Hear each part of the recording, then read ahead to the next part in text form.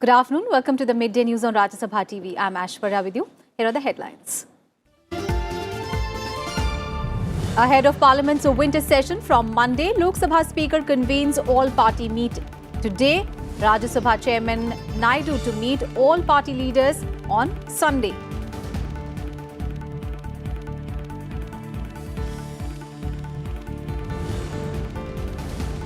"27 key bills, including a Citizenship Amendment Bill 2019, a Personal Data Protection Bill on government's agenda for winter session. Event to mark 250th session of Rajya Sabha in Central Hall of Parliament.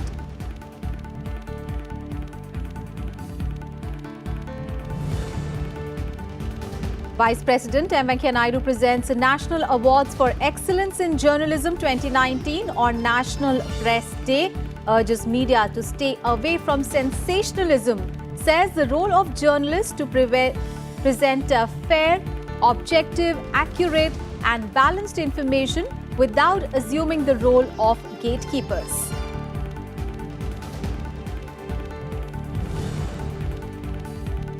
Notification for third phase of Jharkhand Assembly polls issued today. Nominations begin for 17 Assembly seats to go to polls on 12th of December in third phase.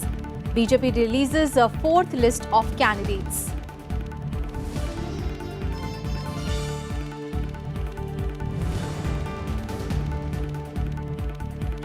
On the day of presidential election, gunmen attack a convoy of 100 buses ferrying minority voters in northwest Sri Lanka. No report of any casualties. Close contest between Gotabaya Rajapaksa and Sajith Premadasa. Results expected on Sunday.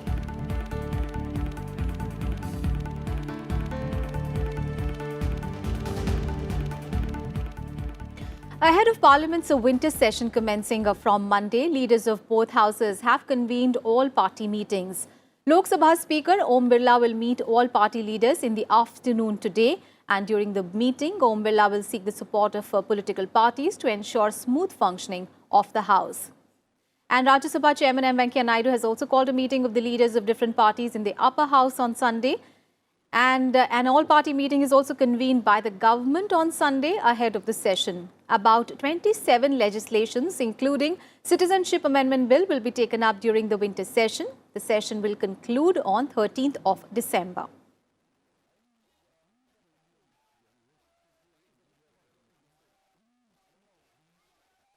And here is a quick look at the bills that are likely to be taken up in the upcoming winter session. Key bills in the Lok Sabha include the Citizenship Amendment Bill 2019, Arms Amendment Bill 2019, National River Ganga Bill 2019,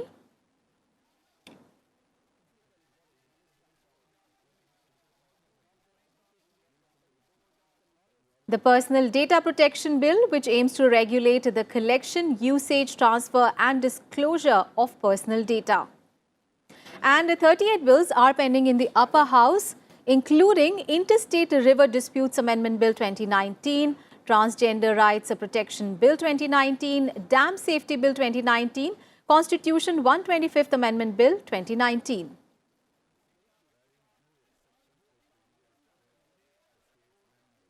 The winter session of Parliament will begin on 18th of November, and this will be a special one as it is the 250th session of the Rajya Sabha.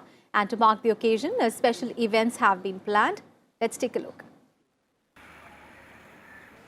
Rajya Sabha is set to mark its historic 250th session. The journey of the upper house and its importance will be discussed on the first working day of the 250th session. ये बड़ा महत्वपूर्ण है. हमारे राज्यसभा में कुल 250 सीटें हैं, authorise सीटें हैं, और ये हमारा 250वां सेशन है. तो इस हिसाब से ये बड़ा महत्वपूर्ण सत्र है हमारा, और इस सत्र को हम उसी ढंग से इस बार सेलिब्रेट करने वाले हैं. इस सेलिब्रेशन की शुरुआत जो राज्यसभा का प्रथम दिवस होगा सेशन का, उस दिन इस राज्यसभा के महत्व में, उसकी भूमिका और आने वाले कार्यों में और क्या सुधार इसमें लाया जा सकता है, इस पर एक चर्चा रखी गई है जिसमें सभी माननीय सदस्यगण भाग ले सकेंगे. A special issue too has been prepared containing articles written by MPs, former MPs and constitutional experts, which will be released by Rajya Sabha Chairman M. Venkaiah Naidu on 26 November. The day also coincides with the 70th anniversary of the adoption of the Indian Constitution by the Constituent Assembly. A commemorative coin of 250 rupees and postage stamps too will be released by Prime Minister Narendra Modi. इस अवसर पर एक commemorative coin और एक commemorative stamp हम निकालने जा रहे हैं, जो माननीय प्रधानमंत्री जी द्वारा संभावना है कि दिसंबर के प्रथम सप्ताह में उसको रिलीज़ करके और उसकी प्रथम जो प्रति होगी वो हमारे अध्यक्ष माननीय उपराष्ट्रपति जी को वो सौंपेंगे. While the Lok Sabha is dissolved either every 5 years or earlier to elect a new house, the Rajya Sabha is a continuous house. Its first session was held in May 1952. With inputs from Pantan Mishra, Bureau Report, Rajya Sabha TV. In a bid to reduce Parliament's carbon footprint, Chairman Rajya Sabha M. Venkaiah Naidu inspected e-vehicles in the Parliament complex yesterday. The newly procured e-vehicles will provide a transport facility to the members of Rajya Sabha. Vikram Singh brings us this report. In a bid to reduce carbon emissions, the Rajya Sabha Secretariat has decided to include electric cars in the fleet of Parliament House vehicles. Rajya Sabha Chairman M. Venkaiah Naidu inspected the fleet of e-vehicles in the Parliament complex on Friday. Rajya Sabha Secretary General Desh Deepak Verma flagged off the newly procured e-vehicles for providing transport facility to members of Rajya Sabha. NCR क्षेत्र में जो आज प्रदूषण की स्थिति है और पूरे विश्व में जो क्लाइमेट चेंज का प्रभाव आ रहा है, उसको देखते हुए ये लगता है कि जो हमारे अल्टरनेट सोर्सेज ऑफ एनर्जी हैं उन पर बेस्ड और सारी एक्टिविटीज़ को हमें बहुत बढ़ाने की ज़रूरत है. और इस दिशा में राज्यसभा सचिवालय ने आज अपनी फ्लीट में 2 इलेक्ट्रिक कार्स को जोड़ करके ये एक कदम इस ओर बढ़ाया है. These electric cars will be used as part of the fleet of vehicles used to provide transport services to MPs. A decision on increasing the number of e-vehicles in the fleet will be considered in the future. सबसे अच्छी बात यह है कि इन electric cars का consumption बहुत कम है और ये जो इलेक्ट्रिक कार्स हैं इसके चार्जिंग स्टेशंस राज्यसभा के पार्लियामेंट के प्रीमाइसेस के अंदर ही बने हुए हैं, जहां पर ये चार्जिंग भी इसकी हो सकती है. और हम उम्मीद करते हैं कि आने वाले समय में हम इसको और ज़्यादा से ज़्यादा इस्तेमाल करके प्रदूषण के विरुद्ध जो पूरा विश्व का संघर्ष है और देश का संघर्ष है उसमें हम अपनी भागीदारी निभा सकेंगे. The government made major announcements for pushing electric mobility in India as part of the Union Budget 2019. The GST rate on electric vehicles was brought down from the 12% to 5% in a bid to push the sale of EVs in the country.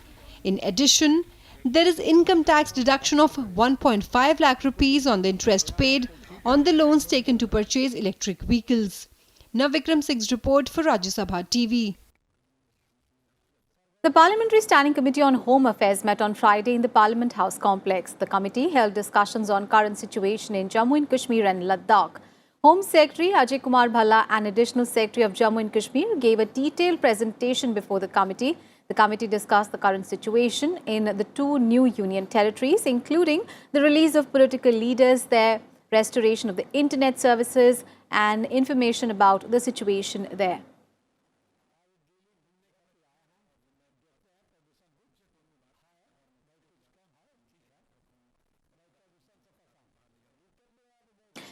Vice President M. Venkaiah Naidu presented the Press Council of India's National Awards for Excellence in Journalism today. The prestigious Raja Ram Mohan Roy Award was presented to Rajasthan Patrika Group Chairman Gulab Kothari.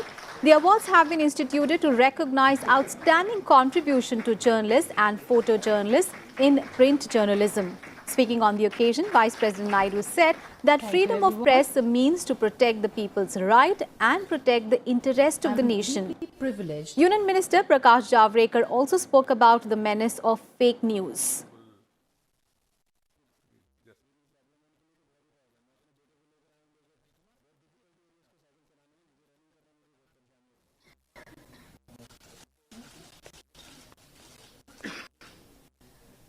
The award in the category of sports. Freedom is to protect the people's right, to project the aspirations of the people. Freedom to criticize the government and its wrongdoings. Freedom to highlight the best practices followed by the people. And freedom ultimately to protect the interest of the nation. This has to be understood by one and all, because often we find we have freedom, we will do anything, we write anything. You have got every right to do anything. But the uppermost thing should be the country's interest. The national unity, integrity, safety, sovereignty of the people and the country should be uppermost in our mind. The media landscape has transformed dramatically over the years, and so have the values of journalism. Views होने का अधिकार है, लेकिन दूसरा view भी होने का आजादी है। तो व्यूज अलग है, न्यूज अलग है, और लोगों को न्यूज मिलने का अधिकार है। लोगों का भी अधिकार है कि सही जानकारी मिले। फेक न्यूज जिसका उल्लेख किया चंद्रमौली जी ने, ऐसे फेक न्यूज आने लगे हैं। और अब सोशल मीडिया की क्या होता है, एक ट्विटर पे या एक सोशल मीडिया में आपने डाल दिया फेसबुक पे, तो दुनिया के हजारों उसके प्रिंट्स निकलते हैं, और फिर आप ट्वीट डिलीट भी करोगे तो भी वो जिंदा रहता ही है, वो खत्म नहीं होता। तो ये क्या तरीका है? On to some other news now. In Jharkhand, notification has been issued for the third phase of assembly elections. And with this, the process of filing nomination papers for 17 assembly seats has begun. Filing of nominations for this phase will end on 25th of November, and the scrutiny will be done on the 26th. And 28th November is the last date for the withdrawal of candidature. 17 constituencies spread over 8 districts will go to polls in this phase on 12th of December. And today is also the last date for the withdrawal of nominations for the first phase of polls. Meanwhile, BJP has released the 4th list of candidates contesting in the Jharkhand Assembly elections. The party named the candidates for 3 constituencies, Jaksarai, Jagannathpur and Tamar. The 81-member Jharkhand Assembly will go to polls in 5 phases between 30th of November and 20th of December, and counting of votes will be taken up on 23rd of December.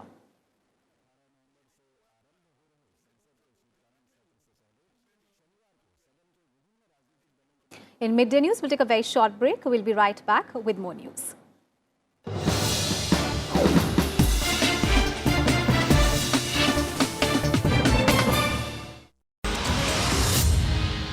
Ministry of Steel has issued the steel scrap recycling policy.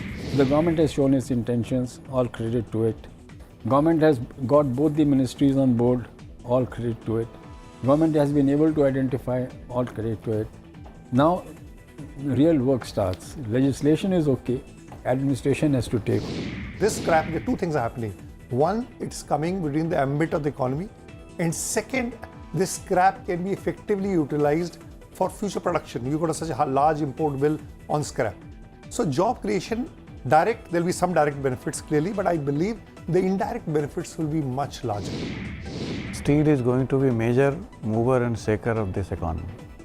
I do believe that consumption of steel, reusable steel, converting scrap into steel and making steel more efficient use is going to help the economy in general, and is bound to create jobs in every sector.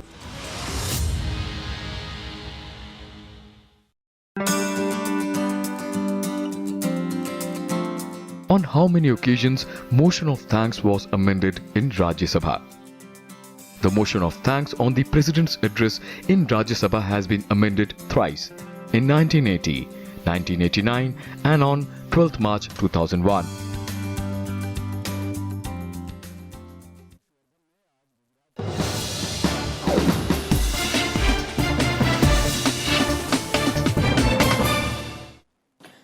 Finance Minister Nirmala Sitharaman said on Friday that the government is considering proposals on raising the insurance cover on bank deposits from the current 1 lakh rupees and regulating multi-state cooperative banks. She added that the new legislations in this regard will be brought during the winter session of Parliament beginning Monday.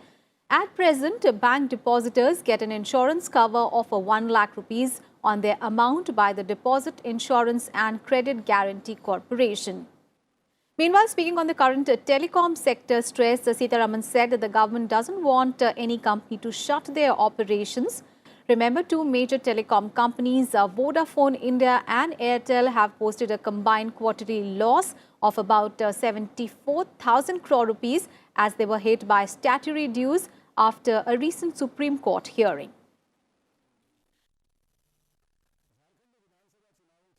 The Income Tax Tribunal has rejected former Congress President Rahul Gandhi's application to make Young India a charitable trust. Rahul Gandhi had filed an application seeking to make Young India a charitable trust, but the tribunal in its order said that Young India is a commercial organization. The order said that no genuine activities have been carried out by the assessee in furtherance of the purpose. The order means that 100 crore rupees income tax case against Rahul Gandhi will be reopened. Last year, Rahul Gandhi and senior Congress leader Oscar Fernandez had challenged the 10th of September decision of the Delhi High Court. The Delhi High Court had rejected their application for the reassessment of their income tax for 2011-2012 in connection with the National Herald case. A top court bench had then allowed them to approach the Income Tax Appellate Tribunal. The IT department earlier began an inquiry after a complaint was registered by BJP leader Subramaniam Swamy in connection with the National Herald case.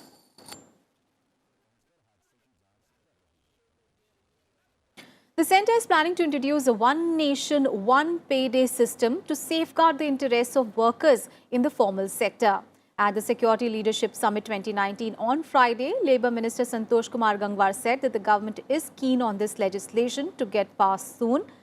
The Pan-India single wage day every month across various sectors will ensure that workers get a timely payment of their salaries. The government is also looking at uniform minimum wages across sectors to safeguard a better livelihood of workers. वेतन कितने दिन में मिले, कौन सी तारीख को मिले, अभी तक कोई तय नहीं था। तो हमने सबसे पहला जो कोड पास कर लिया, अब कोड ऑन वेजेज, इसमें वेतन की एक रूपता, वेतन मिलने का दिन और समय के महीने में, सप्ताह में, 15 दिन में अगर वेतन मिलना है उसका समय और तारीख तय हो और उसको निश्चित करा। हमने ये कानून, पहला कानून कोड ऑन वेजेज लोकसभा में पारित कर दिया।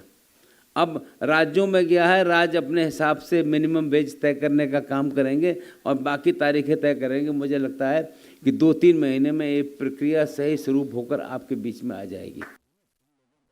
The Central Board of Indirect Taxes and Customs, the CBIC, on Friday clarified that salaries are not subject to GST and no GST has been demanded on salaries paid to the CEOs or the employees. In a statement, the CBIC said that the media report in this regard alleging that the tax authorities want to impose a GST on salaries paid to the employees is factually incorrect and misrepresents tax authorities. The CBIC emphasized the GST law position, which clearly states that the salaries services by an employee to the employer shall be treated neither as a supply of goods nor as a supply of services. CBIC said that in this regard, no notice has been issued to any company demanding GST on salaries whatsoever. The National Tribal Festival Adi Mahotsav is set to begin in New Delhi from today. Union Minister Amit Shah will inaugurate the 15-day-long event at Delhi Heart. The mega event is a celebration of the spirit of tribal culture, craft, cuisine and commerce. The tribal textiles manufactured by master tribal craftsmen from Jammu and Kashmir in the north to Tamil Nadu in the south and from Gujarat in the west to Nagaland and Sikkim in the east will be the main attractions.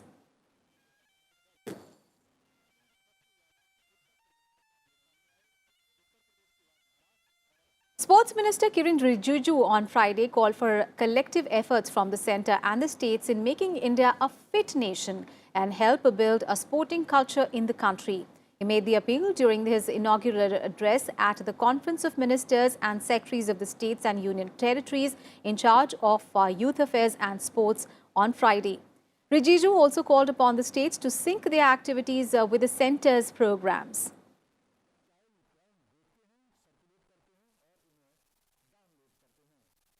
Sports culture जो बनाने का जो बात है वो एक base बनेगा।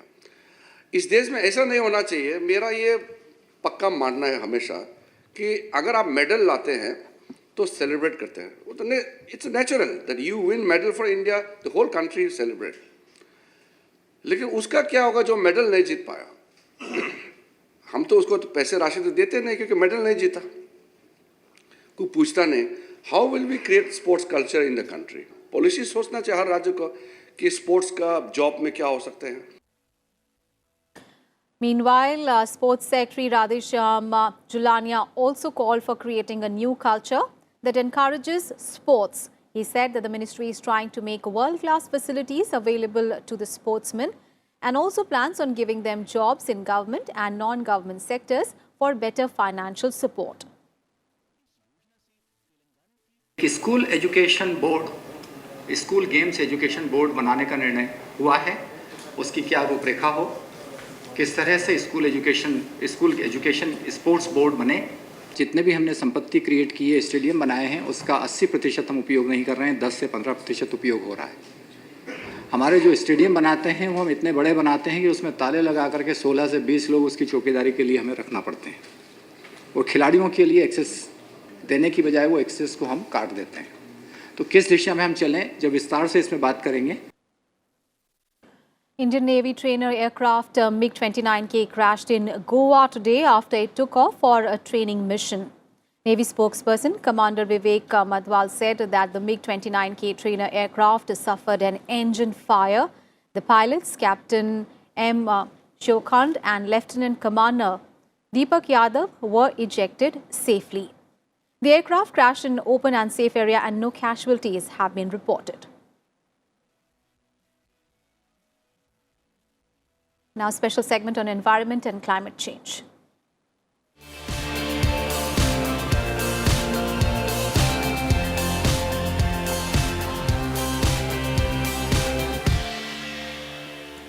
A latest report by the Lancet journal says that children born in India will be particularly vulnerable to greater health risks due to climate change.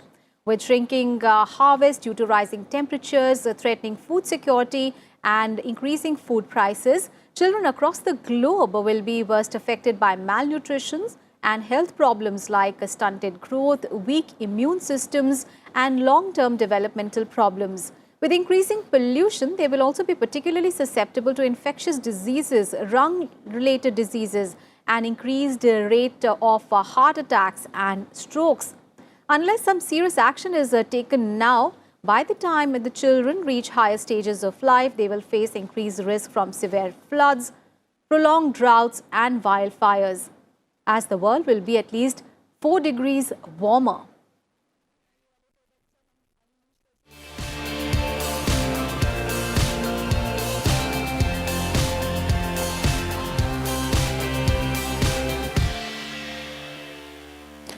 International news now. As Sri Lanka is voting to elect a new president today, there are incidents of violence being reported from the country. Gunmen opened fire on a convoy of over 100 buses carrying Muslim minority voters in northwest Sri Lanka before polling got underway. However, no casualties have been reported. Over 60,000 security personnel have been deployed to provide adequate security for the election. Around 16 million people are voting in the close contest between former wartime defense secretary Gotabaya Rajapaksa and the ruling party candidate Sajith Premadasa. Rajapaksa, who is the younger brother of former President Mahinda Rajapaksa, is pitching himself as a strong leader, promising a safe country in the wake of prevalent anxiety over national security since the terror attacks in the country. And his main rival, Sajith Premadasa of the ruling United National Party, is seeking votes on welfare issues, including shelter for all and universal education and health. President Maithripala Sirisena, who was elected in 2015, is not seeking a re-election. The results are expected by tomorrow.